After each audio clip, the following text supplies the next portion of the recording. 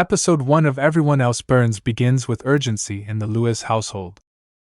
Rachel, a God-fearing teenager in a God-fearing Christian family, is woken up by her father, David, in a rush. "God's raining down his Armageddon," he says with conviction that his family will survive. Rachel hurriedly starts packing and panicking. David's younger son, Aaron, is already ready. He was dreading this day to come, so much so that he had already packed and gotten straight out of bed. David asks his wife, Fiona, for advice on which wedding picture to take with them, and off they go.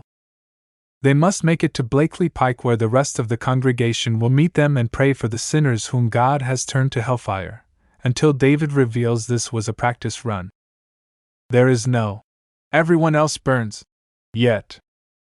Rachel pukes out her worries as Aaron pleads to God, "Let it end." David works as a part-time Go parcel sorting agent. He is absolutely brilliant at his job, even prompting his boss Sid to offer him a permanent one with double pay. But David wants to focus on church and his family. After all, being promoted to an elder is more important than this partly job. The entire family goes to the Order of the Divine Rod, where David anxiously awaits his coronation as an elder. He has staked his entire happiness on the event and is convinced he will get the nod, but there's no announcement. David wants to do everything in his power to convince the others he is the most deserving candidate. His neighbor and fellow order man Andrew seems like a nice chap. He lost his wife recently and still hasn't gotten over it. Is this a two-man battle for the post? Definitely seems that way. In order to get ahead, David ropes and Rachel on preaching duties. A new resident needs a visit, and Rachel reluctantly agrees, even though she needs to up her grades if she wants to attend university. Her subject is Joshua, a young teenager of her age but less wound up.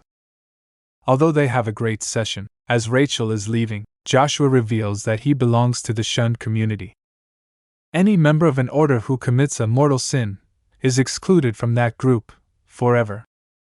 For instance, the J family was excluded from the order for opening up a cafe, as coffee is considered a drug. Rachel is aghast and rushes out without booking a revisit. Her teacher from school visits home and tells Fiona about Rachel's plans for university. David and she are concerned, but everything comes after the elder announcement.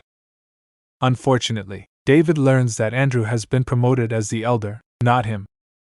Back home, Fiona takes the lead as the parents confront Rachel about her future plans.